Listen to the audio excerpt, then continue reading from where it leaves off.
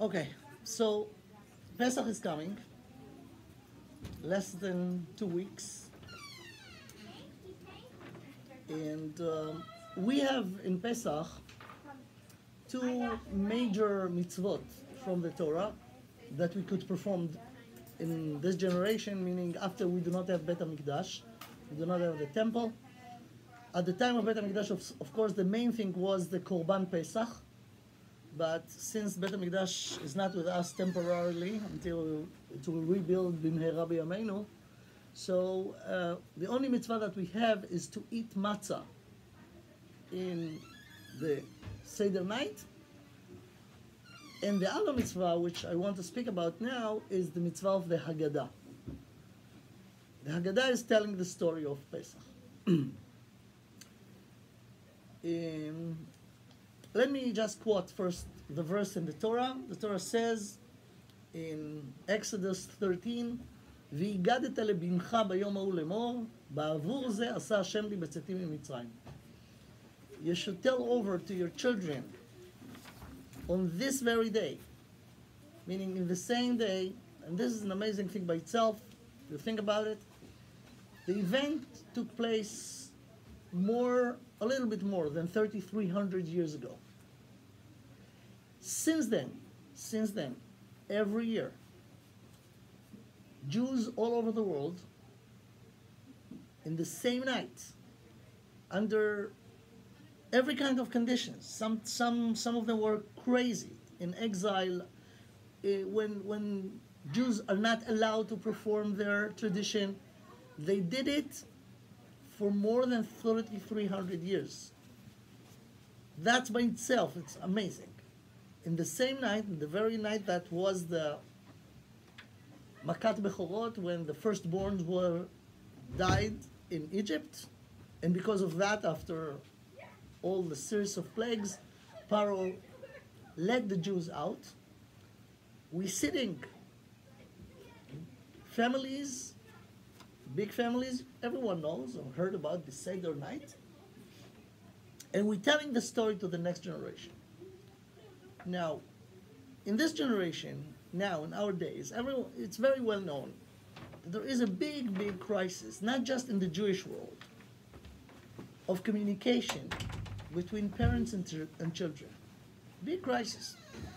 People cannot talk to the children about anything. Doesn't matter what. Jews and non-Jews. So the mitzvah of telling over the story become even more challenging. It's a real challenge to communicate with the children. In the Haggadah, I don't know if you know if you remember it's by heart, but in the Haggadah, the Haggadah tell us right after mentioning that we should tell over the story to the next generation.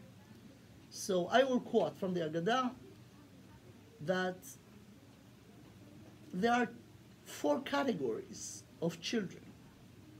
כנגד 4 בנים דיברה תורה. There are 4 categories of children. Chacham, the smart one. Rasha, the wicked one. Tam, the innocent one. And she'eino yodea lish'ol, the one who doesn't know how to ask. Because, okay, why it's mentioned, what is the title of she'eino yodea lish'ol? The Torah teaches us how to communicate with our children. Not just in Leil HaSeder, in general. But in Leil HaSeder, here the Torah gives us the tip how to talk to your children. You have to make them, don't preach to them. Not just to children. Preaching is not, it's wasting time.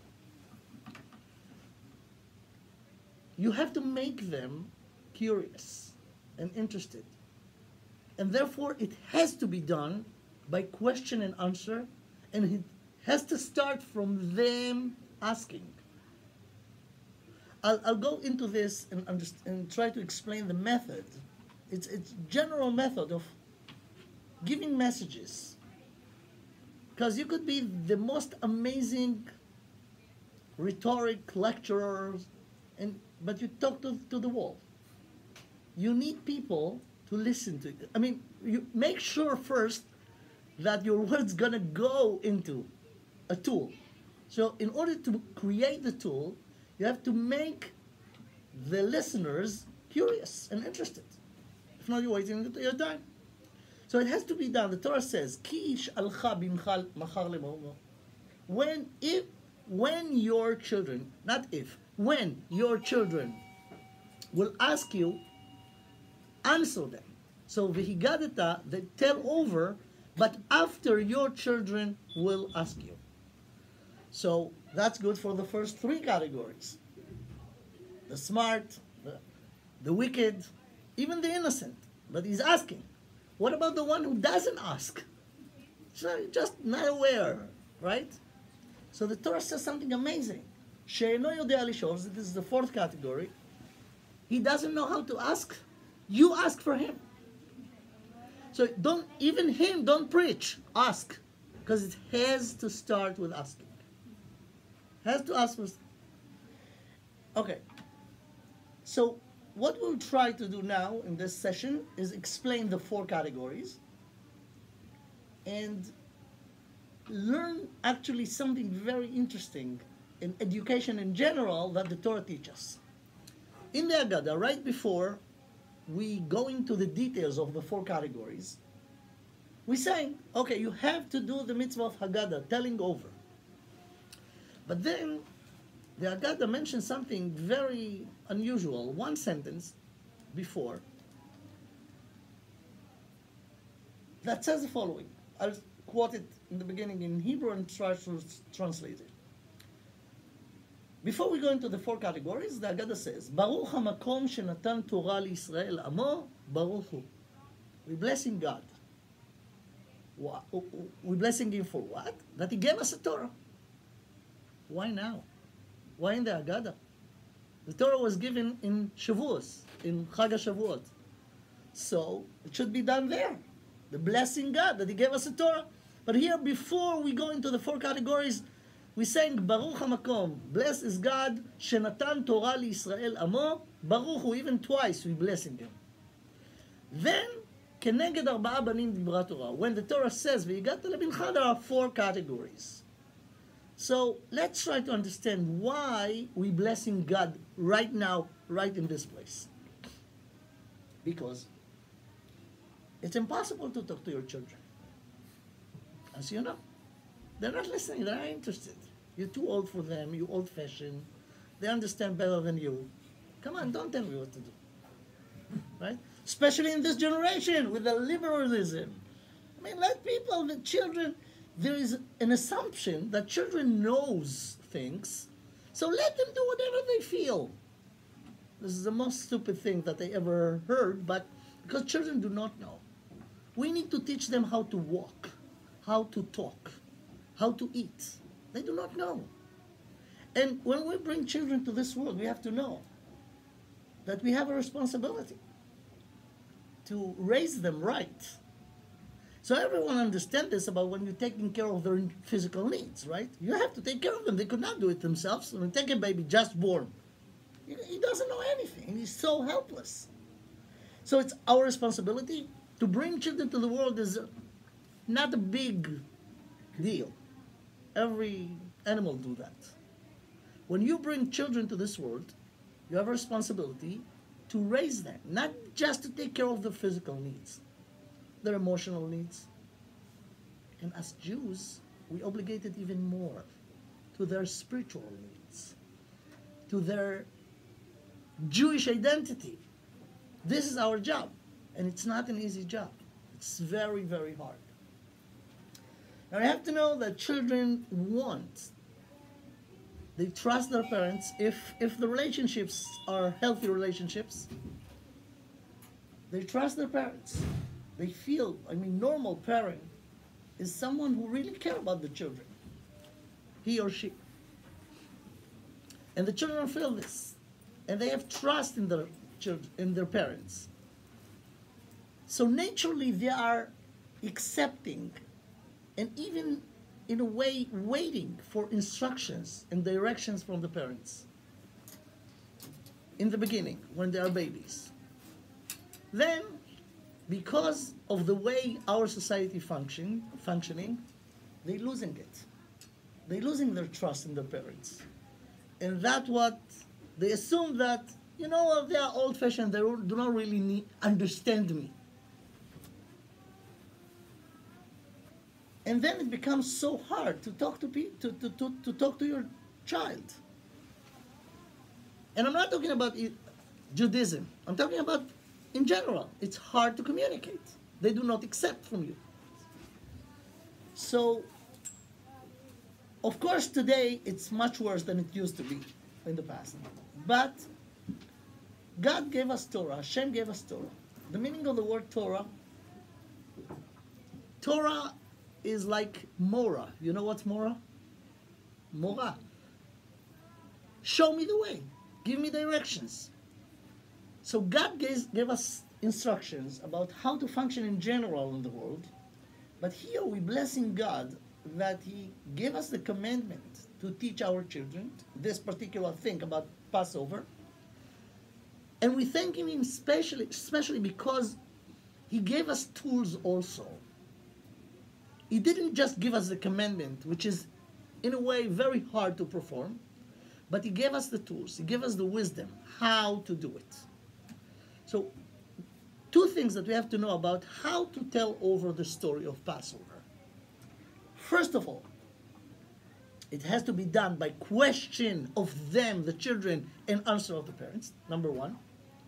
Number two, the Gemara mentioned this, you have to start from description of the worst situation that was before the redemption, and emphasize it, and go to details of how horrible it was. And then, when you mention the redemption, the more suffering was before, the redemption will be much more significant. So, in the language of the Gemara, of the Mishnah, matchil begnai umesayem b'shevach. Started with description of the worst and go to wow, to where we went out of this hell, of this very, very hard situation. So let me talk and analyze those 2 points. I could tell you that from my experience, not just in Pesach. I'm a Jewish philosophy lecturer. So I'm going around the world, mostly here in America, and talk year-long with Jews about Judaism, which is very funny because I never heard that in any other... I never heard any French or English person who going around and convince English people that being Britain is so important. Be proud of what you have. And I'm doing this, and I'm not the only one. And the interesting thing that I'm going to a lot of places, talking to Jews about Judaism, and in a way, I feel in the background that there is a tension. And people fighting me about their Judaism. It's unbelievable. There is a resistance to this. So I have to tell you that it's a hard job, but you have to know how to deliver messages. One thing, and it's good not just for Judaism, everything. You want to deliver a message, as I said before, you have to make sure that in the other side of the line, there are people who are ready to listen to you. So if people come voluntarily, fine, they could not come, right? But if you go to school, that students must be there. They want it or not, they like it or not, have to make sure that there is an ear to listen to what you say, because if not, you're just talking to the wall. What is the method? You have to start a talk or a message, a lecture, a class, with a question. That you ask the question. You make a point about something that's not clear. And probably many people, most of the audience, has this question in their belly for a long time. They asked it, are not satisfied with what they have, and they're really curious about it. When you awake their curiosity, you create a tool, an ear. Wow, it's an interesting question. Let me see what he has to say about it. Then you have people who are ready to get. Then you could talk. The Torah taught us here this question, this method. Ki yish'alcha bincha. Make him relate to something that bothers him or her. I'm talking in a male form, but okay. Make them interested. Now, what is the question that actually all of them asking? It's $1 million question that in this generation, especially in the place that we are here in America, is so relevant. You know what is the question of all of them, all the categories, all 4 categories? I'll tell you what. Why to be Jewish? This is the question. This is the question. Why? Why? But if you're in a Jewish society, let's say in the land of Israel, in a place that everyone is Jewish, it's there. The question is there, even there. But for sure here. You live among so many other nice people that are not Jewish, and you ask yourself, and every kid has this question. You have to know that. Every kid has it. Why do I have to be Jewish? What's wrong with being like everyone else? And you know, to be Jewish, it's not easy. You have to do this and this and this, and not do this and this and this. You cannot eat everything. So if I don't have the trust in the system as a kid, I developed a resistance. So why? Just because my parents doing this? Anyways, they are old. They're not dressed like me. They're not think like me. So I disconnect myself because I feel that I want to build my own personality. So the Seder night, Pesach, is such a big challenge for every parent, every Jewish parent. Why? They have to deliver the message at this very night. And I'll explain to you later why at this very night. And the project is make your children have the trust in Judaism. This is your test this night. If you fail to do this, your children will not stay Jewish. And it's very important for the Jewish people, which is small in number, to make sure that every Jewish child will understand what Judaism is about, be proud of it, and want to go for it. And it's up to you. How do you do this? Now, we know, I'll give you the numbers. They are very, very sad. First of all, the Jewish nation in general are not big in numbers. Let me give you the numbers. About 15, 16 years ago, we got the information that the population of the world crossed the number of 7 billion. 7 billion people all over the world. 1% of 7 billion is 70 million. 70 million. The number of Jews all over the world, are not more than 14 million, which make it a quarter of 1% of the population of the world. So we are not big in numbers. We're making a lot of noise, but we are not big in numbers. And our place in the world is so funny. It doesn't make any sense. I'll give you one example. First of all, we feel that we are the center of the universe. But it's not coming just from, arrogant or... I'll tell you, there are very interesting, unusual, so weird facts. You probably heard about CNN, right? And Fox News, and BBC, and Sky. Big networks that bring news from all over the world, right? according to the laws of nature, probably they should deal most with the nations that has more population, like China has 1.5 billion people, India billion. So what should you expect will be in the headlines of the BBC or the CNN? The first headline will deal about China or Russia, or I'm telling you, without being a prophet, I never heard yet the news of tomorrow. I think no one.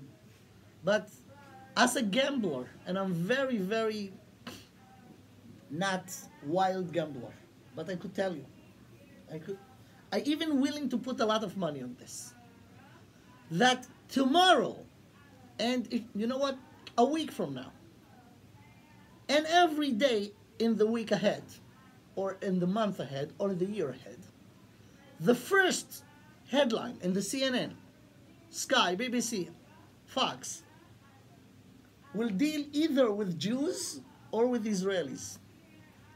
If it's not the first headline, it will be the second. Very rare case that it will be the third. Why? Why? We are 0.25% of the population of the world. Why everyone so obsessive about us? And it's not just one day, it's day after day after day after day, yesterday, a month ago, a year ago, 100 years ago. There's something in this, right? No one could explain this.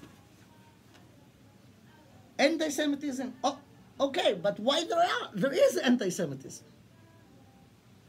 Now, let's go back to our issue. We're talking about Leila Seder and giving the message. The Jewish people is not big in numbers. Even those 14 million that we have, they divided approximately this way.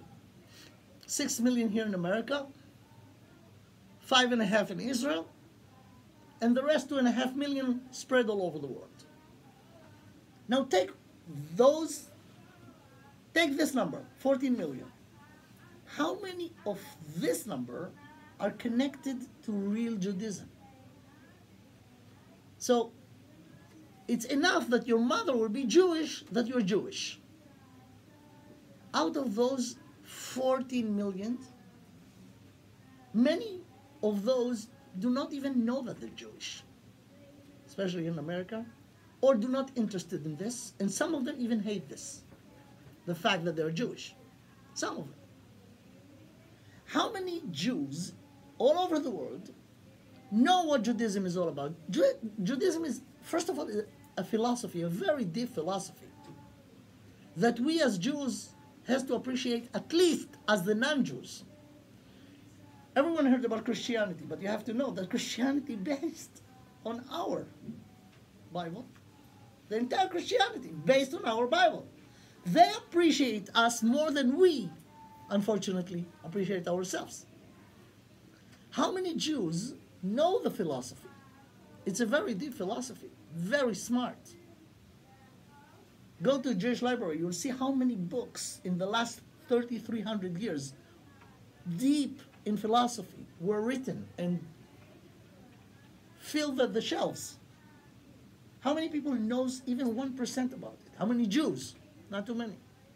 How many Jews not just know that they're Jewish, but perform a Jewish life with no playing? Live according to the Torah. Keep the mitzvot of the Torah, making Shabbat, eat kosher, without playing games. How many? Out of the 14 million. Not more than 2 million all over the world. Keeping Shabbat the way it is. Keeping kosher. So more than 10 millions of this small number are not, they're Jewish, but sometimes they do not interested in this, they do not know about this. So you see the situation? And we're losing people. We're losing Jews. There is assimilation. So if you take all those facts in account, you could understand how important is the Seder night. You have to talk to your children and convince them to be part of this chain. So it's a big responsibility. In a way, when you learn about it, it's easy because you relate to something that really bothers them. Because the bottom line of the question is, why to be Jewish? Now, there are different approaches of different characters. Every human being and every child has their own personality. Since the beginning of the history to the end of days, will never ever be two children, even identical twins, that they have exact the same personality. No such a thing. Everyone is individual.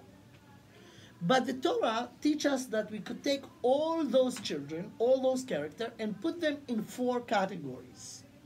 Let's go to the categories, try to understand the categories. The first category is the Chacham, the smart one. Now, I'm quoting from the Haggadah. What's the approach of the Chacham? Chacham, מה הוא אומר? מה העדות והחוקים והמשפטים אשר ציווה השם אלוקינו אתכם? Now, I have to understand that all those children, we're talking about before bar mitzvah or bat mitzvah. Children boys under 13 and girls under 12. Now, they're Jewish kids. And when they see the entire thing that we're doing before Pesach, cleaning the house, no chametz, and the entire big meal that we're doing in Leil Seder, of course it's make them feel that something special going on over here. So they want to understand. So the approach of category number 1, which is the Chacham, the smart one, she's asking, what they asking? מה העדות והחוקים והמשפטים אשר ציווה השם אלוקינו אתכם? Because they're not bar mitzvah, they're talking about you doing those mitzvah, because I'm not yet in the obligation to do it until I'll be bar mitzvah. But I want to understand. Soon I'm going to be bar mitzvah, bat mitzvah. I want to understand what I'm going into. So could you explain to me, she asked the parents, what are those mitzvahs? Why we have to do them? And he asked about all of them. Eidot, Chukim, u'Mishpatim. Let me explain the 3 categories over here. You take the 613 mitzvot that we have, 613 commandments, divided to 3 groups. Eidot, Chukim, and Mishpatim. Let me explain. What's Eidot? Eidot, it's like a witness, a commandment that also perform at a testimony. Like Shabbat, like Pesach. Why we do Pesach now? Because at this very night, Hashem took us out of Mitzrayim, right? So, we're doing this as a mitzvah, but it's also a testimony. So, he wants to know what is the meaning of this group, that a testimony. Chukim and Mishpatim. Mishpatim are commandments that we as human beings could understand the logic. You know, in the Torah we have many mitzvahs, but some of them make sense. Meaning, even without Hashem giving it to us, we as a society that want to live in normal way and run our society properly, we will adapt them. Like don't steal, don't kill. Makes sense. So there are mitzvahs in the Torah that even if Hashem will not give it to us in Sinai, we will do it. We will make it as rules in our society in order to keep the society working. But there are mitzvahs in the Torah, there are commandments in the Torah that you could not understand it. Why? Who needs this? Why don't eat meat with milk? Why? Why don't eat pork? It's not a healthy reasons. I know many people who eat pork and they are healthy like pigs to the 120. So it's not healthy stuff. So why not? Why you could eat a goat only if it was shechted in the right way? Take the same goat, the same knife, shecht it instead from here, from the back. You're not allowed to eat this meat. Why? Why? And other stuff. You do not understand. Who needs this? Many people in the world live without it, and it seems that their quality of life is it's okay. So those mitzvahs in the Torah are called chukim. Chukim meaning you could not understand it by human logic. It doesn't mean that they have no reason. There is a reason, but it's above our ability to get it. So the Chacham, the approach of the Chacham, he look at the mitzvot, he know how to divide them to these three groups, testimonies, chukim, mishpatim, and he asks you, could you explain to me all of them? Because he's so curious and so smart. You have to know that if you have a smart kid, you're in a big problem. You have to answer all the questions. So the Torah gives us here responsibility. Listen, to bring children to this world, it's a nice project, but to educate them and give them what they really need, this is a big challenge, and you have to do it. And the Seder night is your test. Could you? So this is the category of the smart one. Now let's go to the most interesting things. From my point of view, the wicked one. What is the wicked? All kids are good. There's no wickeds. How wicked they could be. What they... But here you have to understand the psychology of the human being. Every human being. By the way, it says that those four categories, it's not just four categories of children. It's four characteristic that each one of us has. In each one of us has the smart approach and the wicked approach. Sometimes we asking provocative question of, it looks like coming from the negative side. So let me quote from the Haggadah. What about the wicked one? Rasha ma hu omer. How he asked, how this approach asked the question. Ma ha'avodah azot lachem? Who need all this works? And he said, lachem. What are you doing? What are you doing? Who needs this? The smart one also said, Ma ha'edot v'achukim v'mishpatim asher tziva Hashem Elokeinu etchem, yours, you. So both of them put themselves, I'm not in the business, I'm asking you. But it's the music. How do you ask the question? You could ask this, I'm still not bar mitzvah, I'm not still obligated, so I'm curious about it. So he asked it nicely in order to understand it. But the wicked one said, what are you doing? Meaning, I'm not part of this game.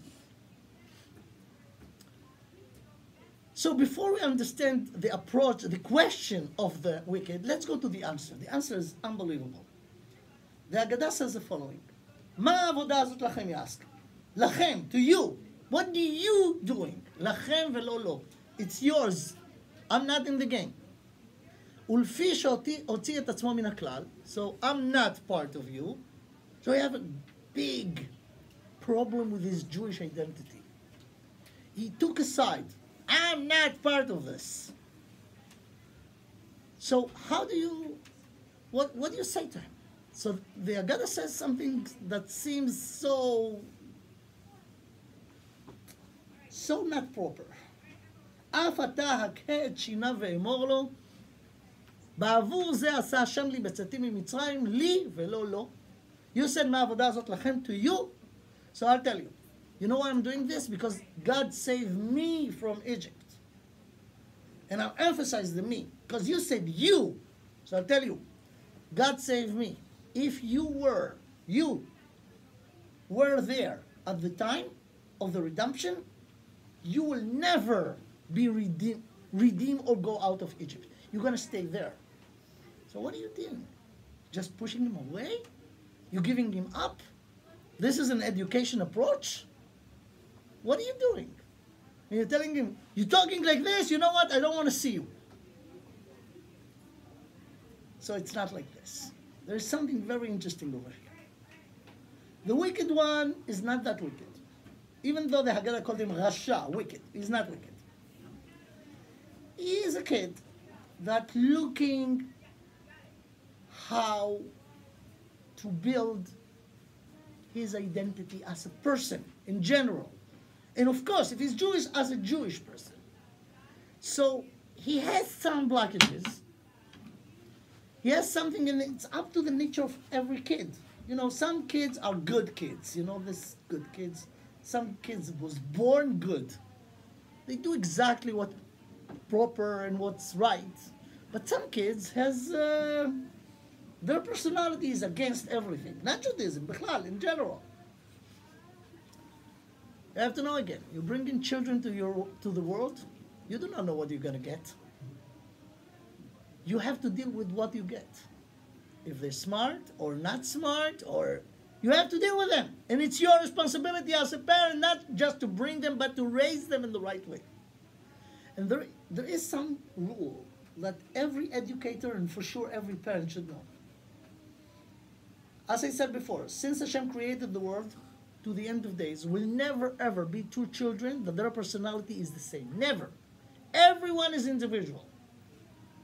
The outcome is there is no method, one method that could work for everyone. You have to learn the character of every kid in order to give them what they need based on their character. And actually, it's a whole verse, it's a whole pasuk that Shlomo HaMelech taught us in Sefer Kohelet. Chanoch lana'ar al pi darko. You have to educate the kid according to his way, and everyone their way. So as a parent, you just have to be smart in order to answer the question of the smart one. You have to be a psychologist. You have to get at the bottom of the character of this particular person and try to understand where he's coming from. And I could tell you something. Many years ago, when I started this hard job of explaining Judaism to Jews, I learned it in the beginning. People ask questions, many kinds of questions. I don't know how many kinds of questions I ever heard in my life, but a lot. I learned very quickly in the beginning that if you want to be efficient, it's not smart to answer the question. Never answer the question, answer the questionnaire. You have to know where this question is coming from. In most of the cases, the questions are not coming from here, but coming from here. And there is a cover-up. There is a problem, emotional, whatever blockage, that caused this particular person to ask and to be obsessive with this kind of questions. If you will answer it philosophically, logically, this is the question, this is the answer, you never touch the problem. It's just a cover-up. So you have to be a psychologist to understand why this bothers you. So that's what we learned over here.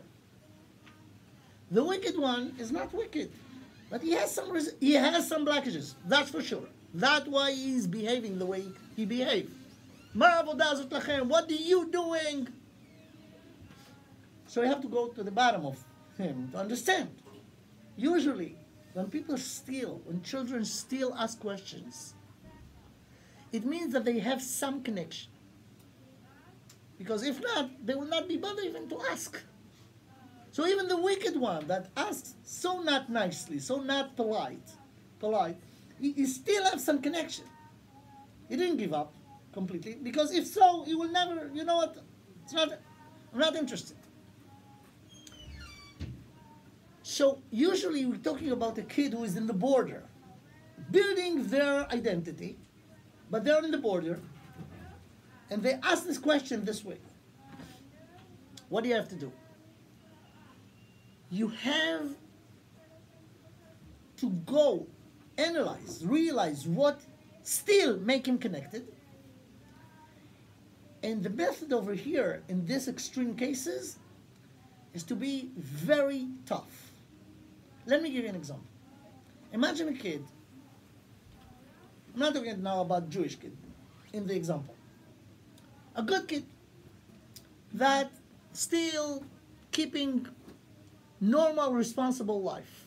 But it's very hard in this kind of society that we live today. And let's talk about drugs. Sorry to mention this, but giving it as a drugs.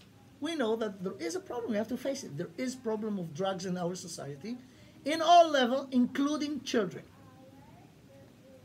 Children at the age of 11, 12 going to birthday parties and use drugs. Sometimes, right? So imagine this kid learn about the dangers of drugs, and of course is not interested in this, but everyone is a human being, especially kids. And there is a pressure. A lot of pressure, a peer pressure. Everyone's doing it. But this kid has a strong personality. No, I'm not touching this. It's dangerous. But, you know, how long you could hold it? After another party, and another party, and another party. So this kid has some... He said, you know what? If everyone's so talking about this, let me just try it once. Not because I know that it's dangerous, but I just want, you know, intellectually just know what they're talking about. I'll take it once. And I take a very light thing just in order to understand what is the high that everyone talking about. Okay? So he's taking it once, and he decide after that never do it again. But he took it once. After the first one, it's easy to go to this next. So let's say it will take another 10 parties, another 5 months. But then the challenge will come again. And after you took it once, it's nicht gefährlich, like we said in Yiddish, right? Okay, I did it. It's nice, but okay, so take it another one. Take another time.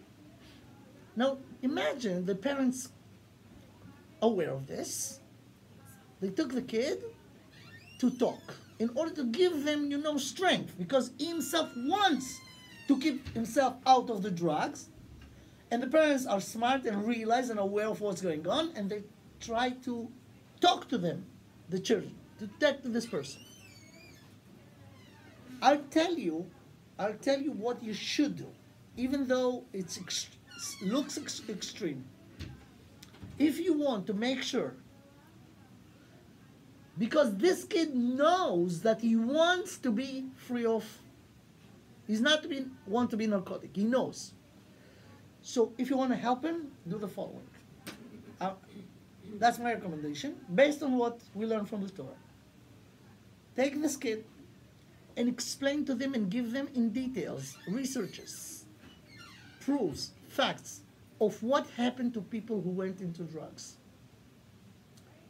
From my point of view, take them to the hospital. Show them, children their age, how they ruin their life.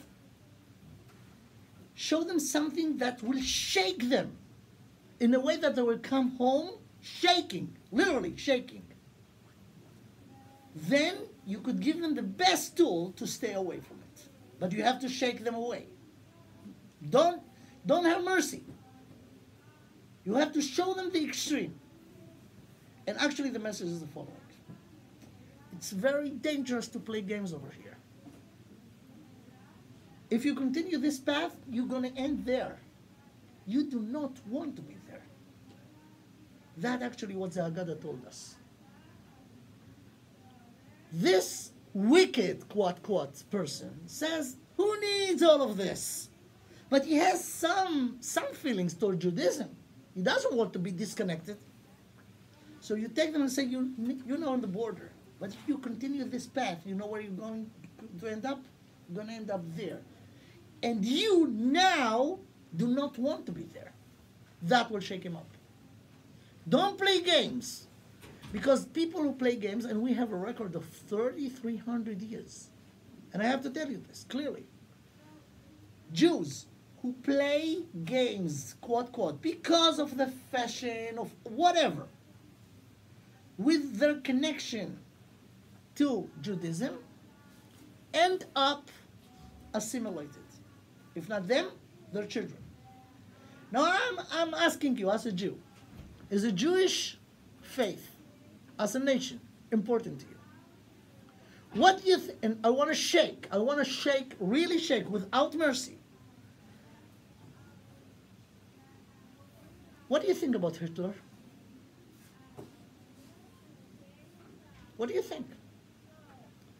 What do you think about what he did and his twisted, crooked philosophy did to the Jewish nation?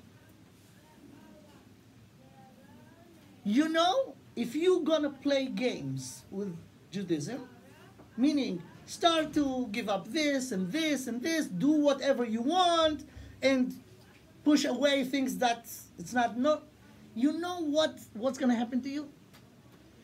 You are a role model for your children. And your children are Jewish children and they're very smart. And if they will see that for you, Judaism is something, you know, when I'm in a mood, I do, when I'm not, I do this and I'm not do this. What is the message? And you do not have to say it. They're smart, they read it. You cannot even hide it from them. The message that they got, you could play games. You could do whatever you want.